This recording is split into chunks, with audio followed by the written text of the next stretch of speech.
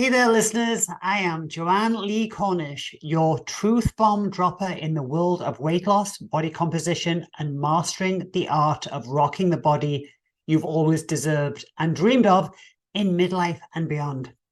Let's cut through the noise. Society tells us it's downhill from now on. We're told to embrace the middle-aged weight gain, embrace the muscle loss and poor health. If that's your vibe, then cool. But if you're ready to defy the narrative, then I am your gal. This podcast is a no fluff podcast where we break down the essential truths of body composition, toss around some practical tips, and dissect the latest trends. I'm not here to sugarcoat. I'm here to show you what's not just possible, but downright probable for you. If you enjoyed this content, be sure to click the link in the show notes to explore how we can team up and kick mediocrity to the curb. I offer one-on-one coaching, my ever-popular group coaching programs, and my corporate Educate to Elevate program. Okay, let's get on with the podcast. Enjoy.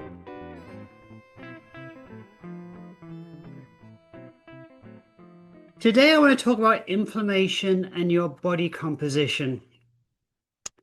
So I'm coaching my signature weight loss program, and I just did this last night in the live coaching call.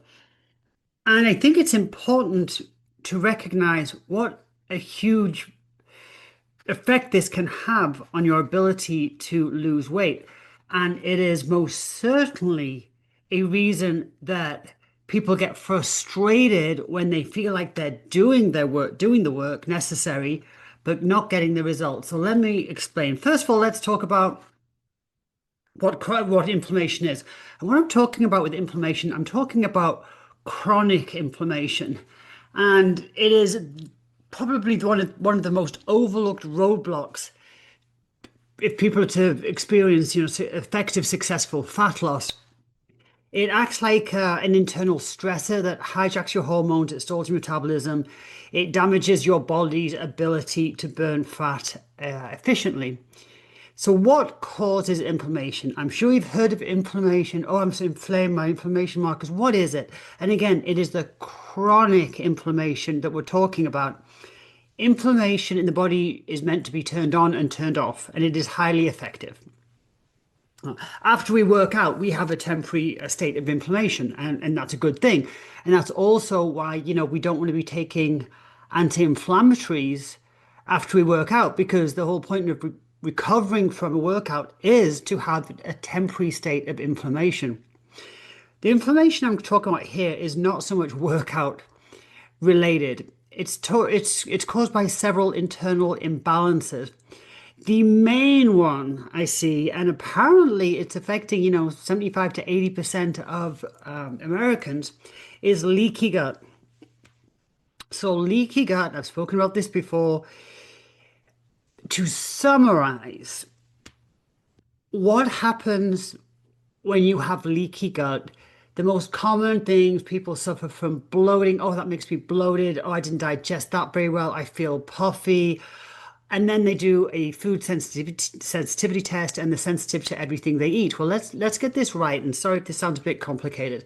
So let's back up a little bit and just briefly say what leaky gut is.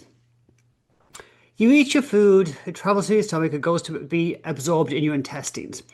Okay, so think about this food now in your intestines, and the intestinal wall should be like a piece of cheesecloth, let's say. So food has to be broken down into the teeniest, tiniest pieces to pass through that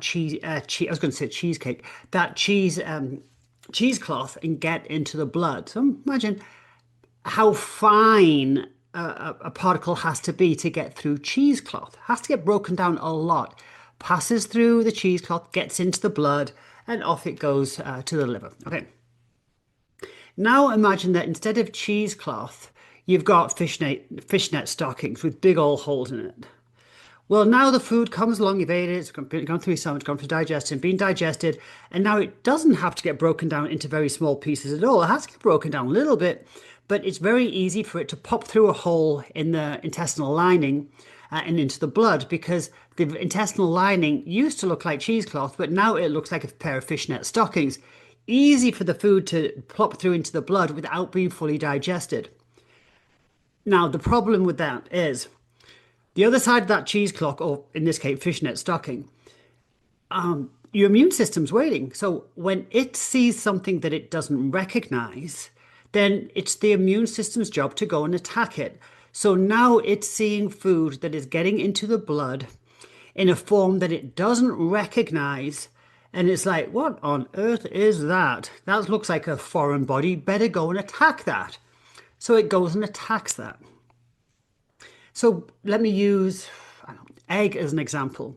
I used to be able to eat eggs. Oh, I used to be able to eat eggs. Now the food sensitivity test that says I'm sensitive to eggs. Oh my gosh, I love to eat eggs. I love to eat eggs.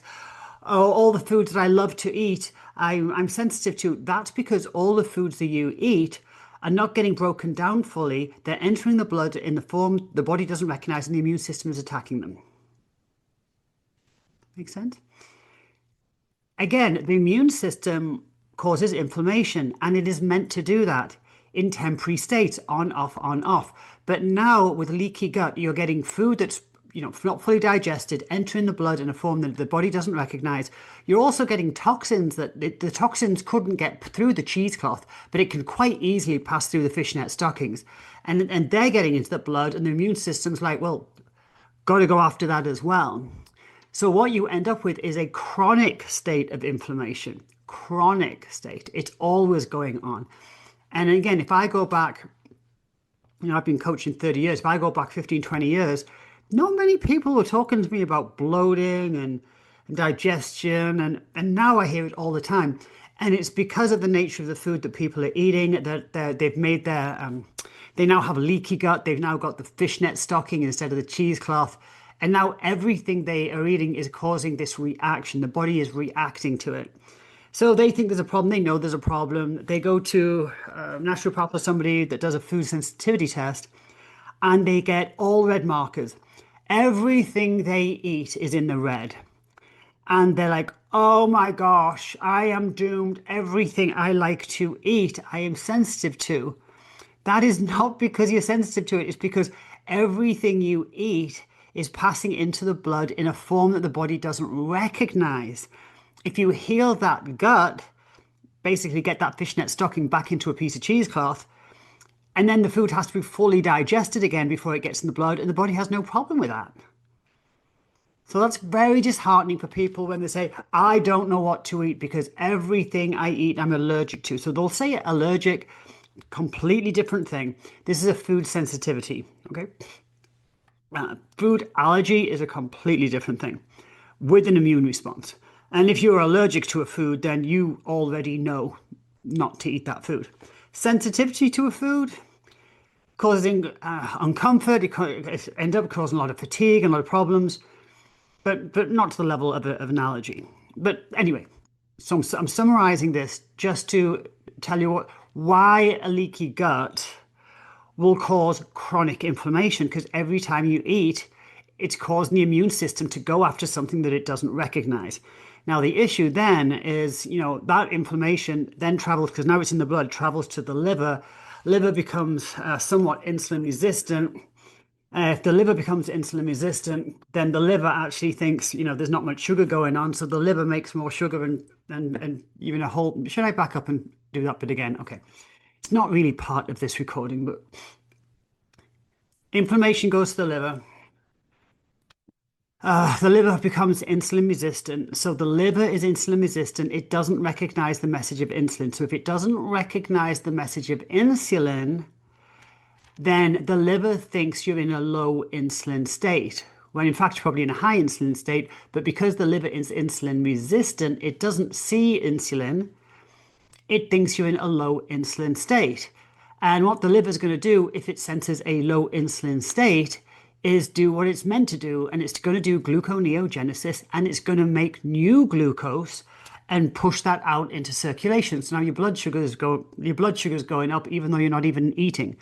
Now, or, because your liver doesn't recognize the insulin in your body, it recognizes a low insulin state and it does what it needs to do.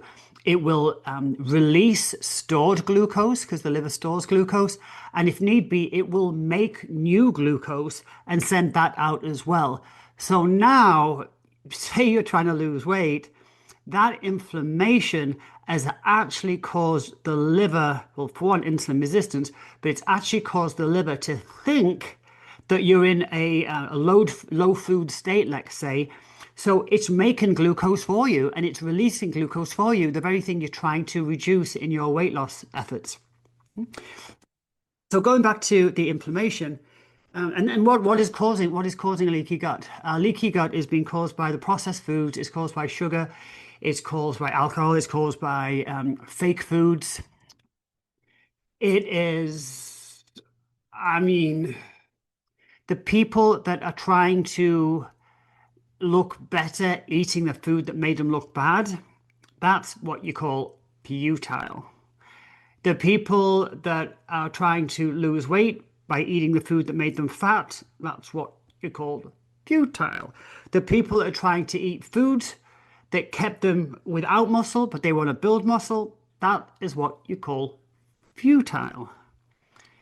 You have to start behaving like the person that's already achieved the goal.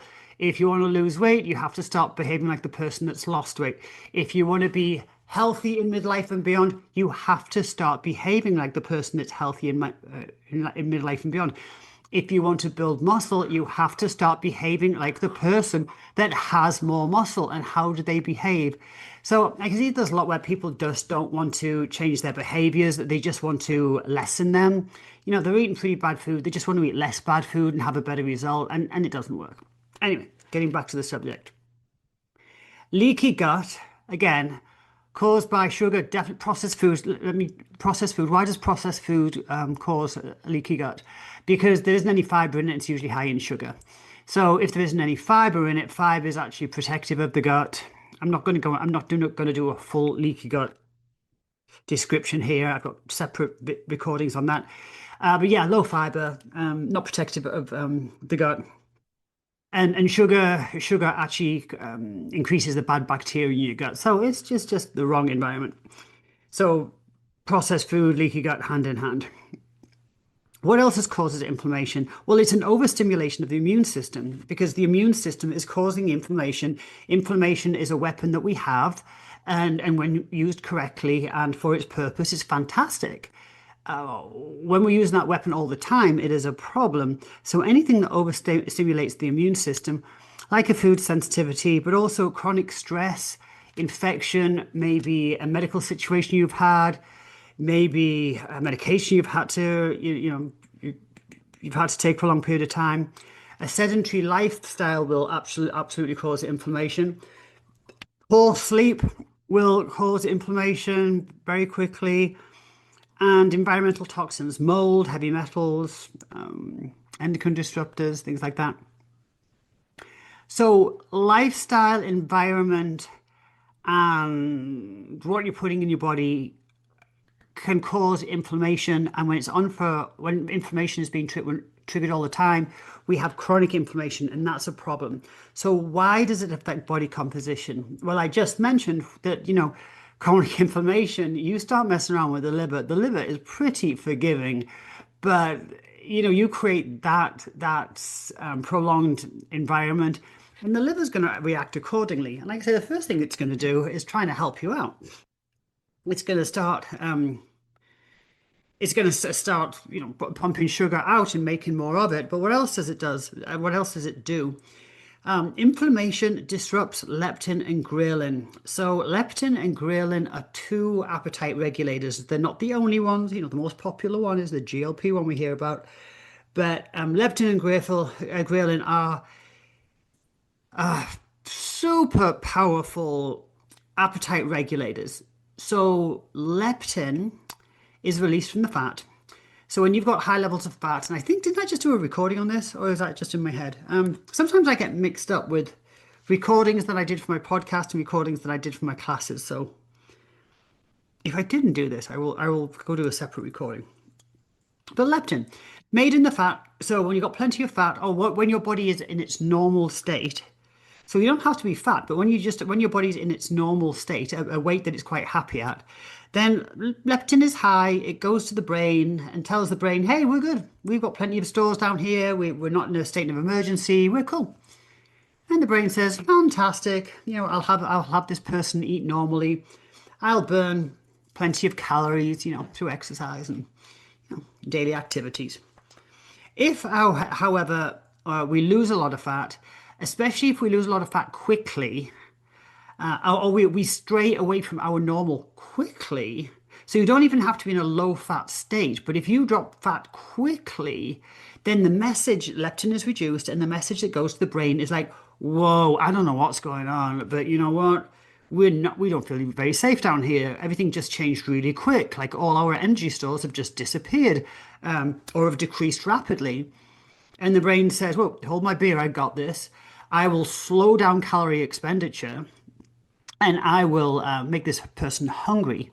So when leptin is disrupted, then yes, your hunger will go up and the calories you burn will go down.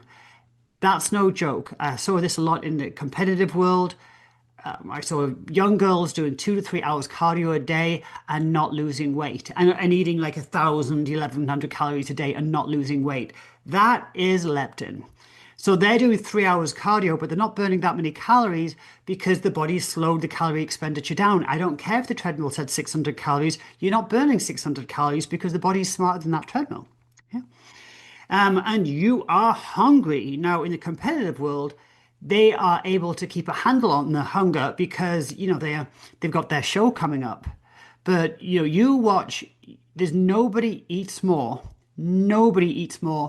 than I've seen than a post-competition competitor. They will eat an unworldly amount of food and not get full, and that is leptin.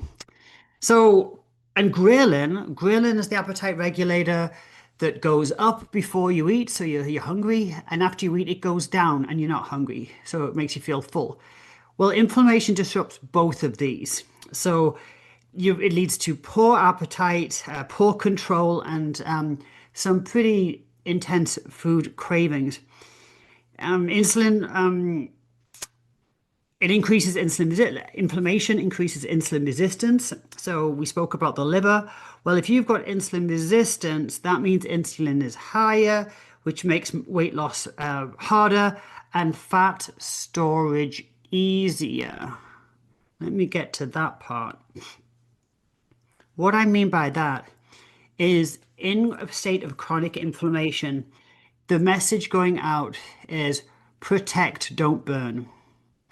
So with regards to fat, it's protect, don't burn. Remember, the immune system is triggering, and the immune system is reacting to stress, right? So the immune system is releasing inflammation, and it's doing it all the time now. So it's in a stressful environment. The body recognizes it's a stressful environment. It is not going to burn your future fuel, which is AKA your body fat. Your body fat isn't just sitting there, it's sitting there as future fuel. That's why protein isn't turned into fat. Go back and listen to one of the prior recordings about that. It's going to protect, not burn. So it's going to protect your fat stores, not burn your fat stores. Now, something that can happen here in an inflamed body is when people lose weight, they will lose more muscle than fat. Or if it's not more muscle, it's a high percentage of muscle. So maybe they lost so much weight and 40% of it was muscle or 30% of it was muscle. That's not normal. That's not normal. What is normal is, when you lose weight, about 13% of weight loss will come from muscle. And it kind of has to, because there's fat in muscle. 13%, maybe less, maybe 1 or 2 digits more, but not 30, 40%. So when you see somebody either not losing weight, or when they do lose weight, a high degree of that weight loss comes from muscle. It is because one of the reasons the body is being protective of fat, not burning fat. And that is absolutely a result of chronic inflammation. Chronic inflammation damages the mitochondria. If I haven't done a recording on that, I will. Your mitochondria is the battery pack. So it is the battery in your cell that makes energy. So real simply, you eat food, something has to turn that into energy, and it's your mitochondria. It's like a battery. Well, if your battery's sluggish, not working very well, it's not pumping out much energy. Think of a healthy mitochondria like your phone on full charge. All it responds really well, and or goes to different sites really well.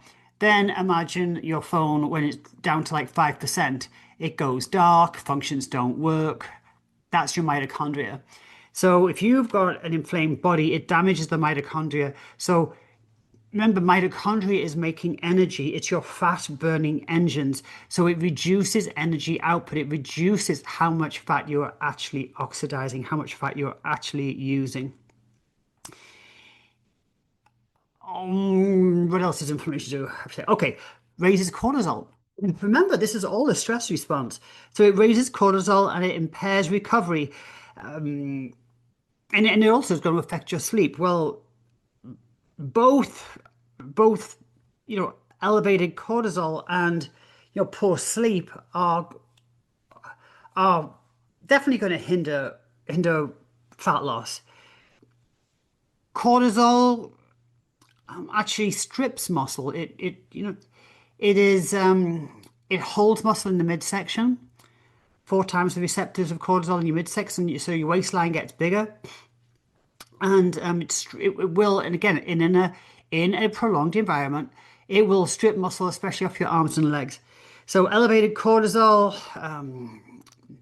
and cortisol changes your eating behaviors, and that lack of sleep, you're not recovering well. Both of which are absolutely necessary for fat loss, and inflammation affects both of them.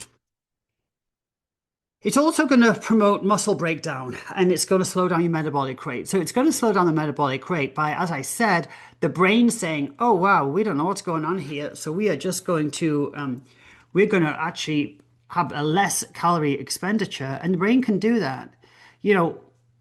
We haven't got some internal abacus in our body, like the treadmill said I burnt 600 calories. No, the body will burn however many calories it needs to. And if it's in a place of severe restriction or inflammation, then it won't burn as many calories to do the same activity. It's very good at doing that. It's very good adapting to that. The muscle breakdown part is cortisol. Prolonged cortisol will break down muscle. It breaks down the branched chain amino acids in muscle, and also the liver.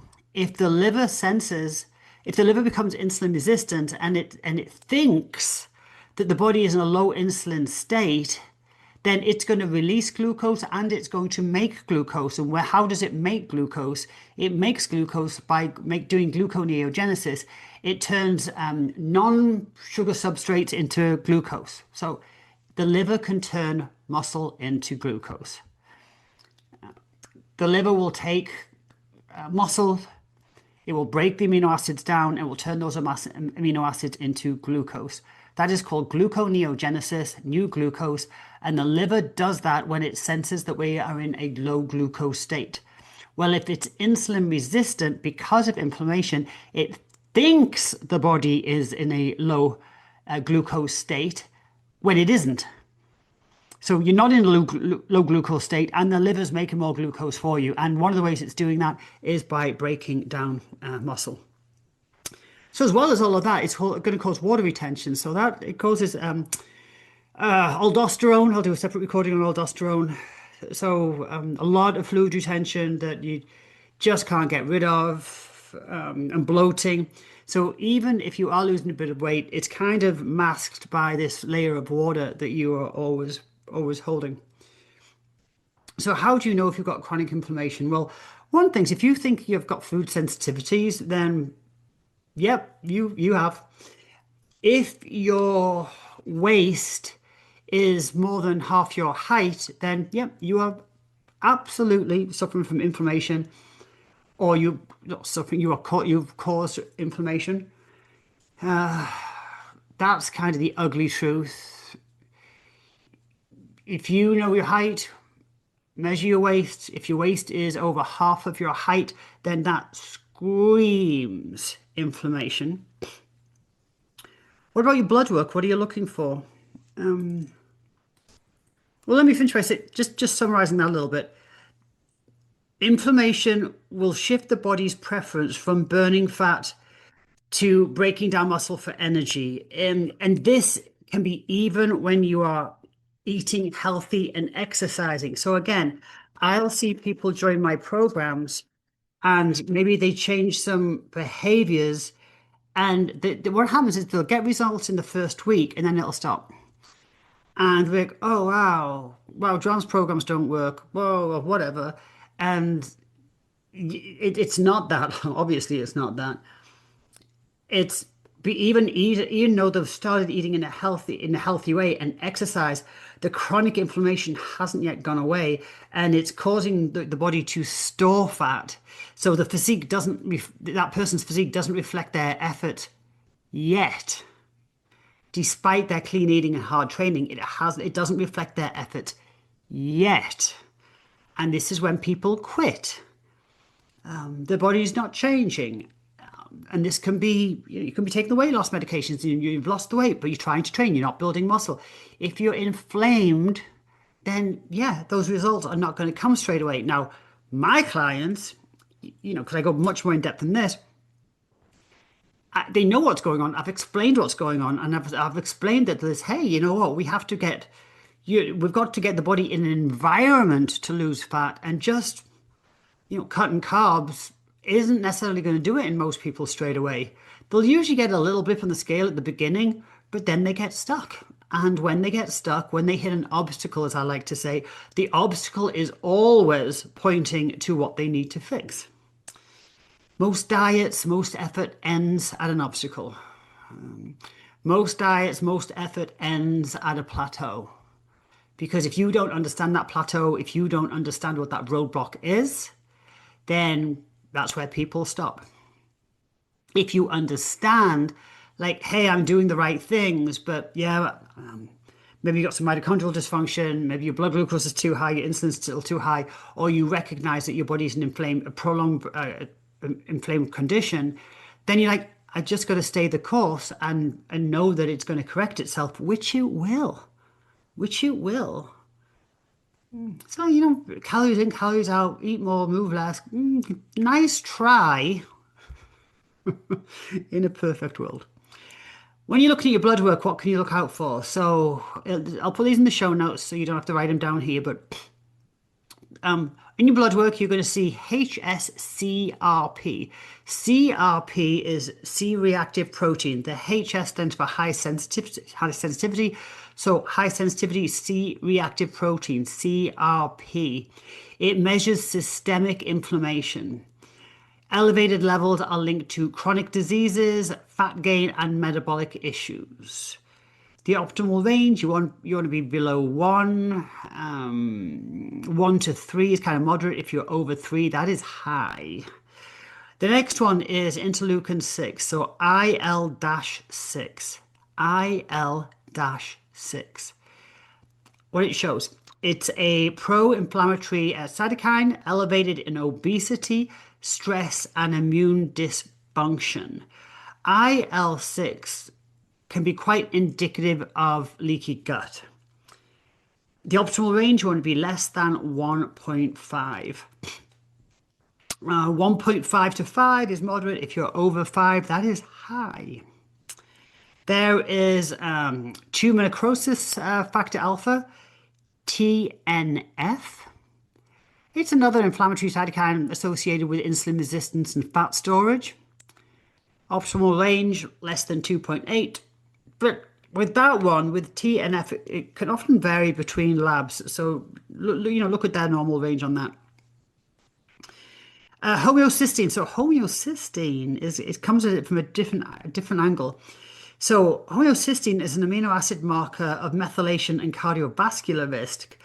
Elevated levels increase inflammation. So basically, Homeocysteine is a byproduct of protein metabolism and should be cleared by the blood. When it's not cleared by the blood, then it's elevated, and those elevated levels increase inflammation. So that can be the cause of inflammation.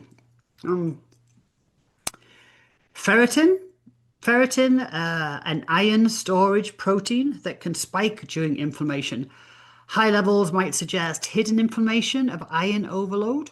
So look for ferritin. Women and men are kind of different. So the optimal range for women is 40 to 100. Men, it's, I believe, 50 to 150. I think that's right. And look at your vitamin D. So what vitamin D does is it regulates the immune system and the inflammatory responses. So a deficiency in vitamin D is linked to poor fat loss. Are there any others? Oh, ESR. So non-specific marker for inflammation, but it's used to detect chronic inflammatory conditions. Optimal range wants to be greater than 20. And are there any others? Oh, GGT.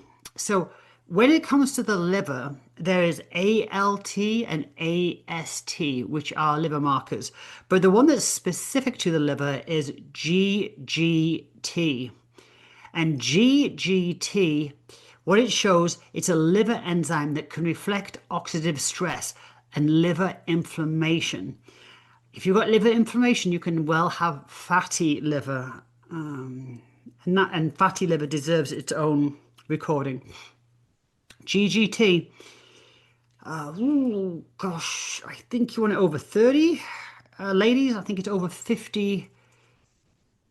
Ooh, I think it's over 30 and over 50. It signals inflammatory. I've got to check those numbers.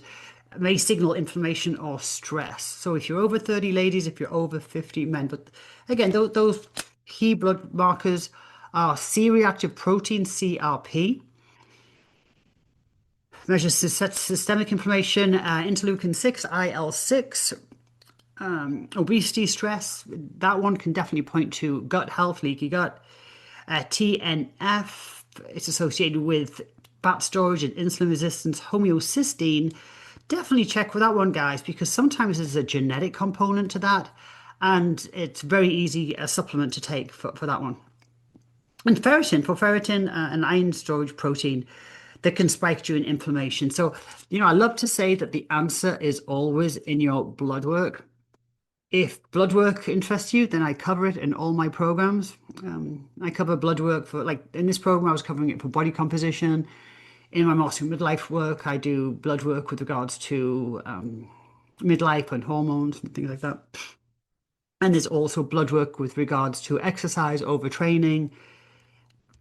The beauty of understanding your blood work is if you're frustrated about something, the answer's nearly always in there. So I'll give you an example. Say you have somebody and their blood glucose is normal. They're like, oh, fasted blood glucose is 85, 90. Their A1C is 5.2, nice and low, no risk of diabetes there. Maybe, but they're having trouble losing weight. And you're like, well, okay, so these are the people that will walk out and they'll say, my blood work's perfect. My blood work's perfect. I don't know what's wrong. My body's broken. Because the doctors just said, oh, your blood work's great. Well, yeah, so your A1C is great, risk of diabetes, and your blood glucose is great.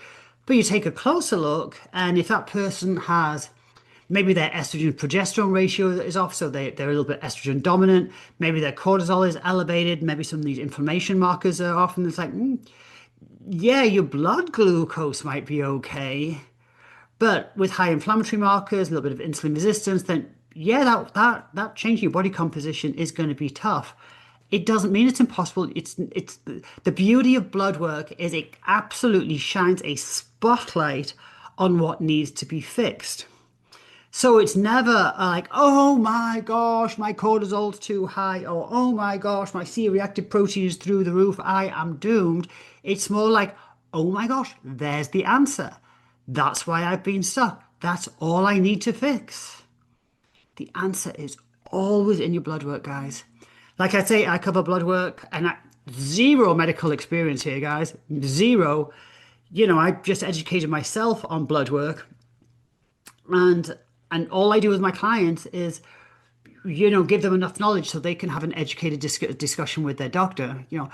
Given that we're usually given maybe 10 minutes with our doctor, then you have to go in there with the right questions. And we have access to our blood work in America anyway. We certainly pay for it, but we have access to it. And if you can go into your labs and actually check and see any correlations, see anything that changes, the answer is always in there. So this was inflammation, and the message to my group last night was, when it comes to weight loss and sustained weight loss. So this goes for the weight loss medication people. Sustained weight loss. If you're in a place with mitochondrial dysfunction, if you're in a place with high inflammation, those results can be ripped away from you. Okay, you lost weight, but where's that muscle going? In an inflamed body or high cortisol? Or, and my message going to my group last night, because we're in the last week of the program, was some people have had great success in the program. Some people started with it, but they're stalling a little bit, but that they understand why. Maybe estrogen dominance, maybe inflammation markers that showed up quite a bit. One lady had lost a bunch of weight, but she actually lost a lot of muscle, but she's been sick. Injuries, sick. I mean, she's had high inflammation. So it's not gloom and doom. It is, oh my gosh, yeah, I see the problem. Once that's fixed, I'll be up and running again. I mean, that's just absolutely awesome. And I'll finish in just saying that something happened yesterday that just, yeah, just made my day. And that was one of the girls in their group. She messaged me and she said, Joanne, I just had a lightning bolt moment, she said. She used to be a lot heavier, and she picked up a photograph of herself from 2019. And she said, for the first time ever, I looked at the picture and I didn't see me. And she said her husband didn't understand what she was talking about. But she said, I didn't see me. I didn't relate. I didn't connect with the person in the photograph. That was past. And she said, and that, she said, I just now know that I'm not at my goal now, she was saying, but I absolutely know what is probable for me. And I'm having such joy, and I'm so excited about the work we're doing. And, things aren't perfect, and that's okay. But the fact that she no longer identified with the person in the photograph,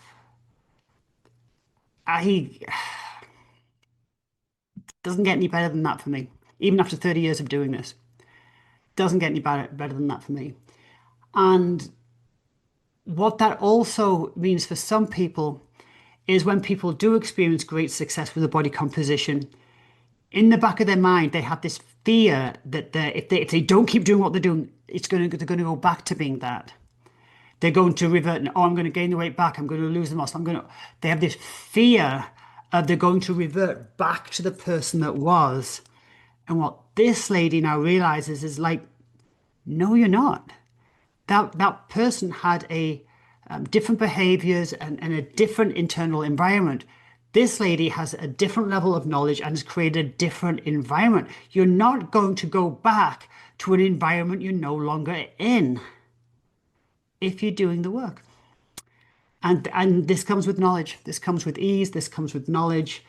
And this brings a joy to the whole thing. So anyway, that was coaching the signature weight loss program. It will be around again later this year, I'm sure. But if you want to get into my programs, then always make sure I know, so I can put you on my mailing list. But that's inflammation. Now, if they say that 70 to 80% of Americans have got leaky gut, including the kids, because of the stress they're under, the lack of sleep, and especially the food, then that means 70 to 80% of the population are going to have a struggle at first, I must say, at first, with reaching body composition goals, even when they start eating correctly, eating healthy, and doing the exercise needed. Now, if they're making the valiant effort to change behaviors, but they're not rewarded quite quickly enough, you can understand why they can revert back to old habits. So it's this kind of information that is so important to keep people on track so they actually do get to the place where they reap the rewards. Okay, that was inflammation.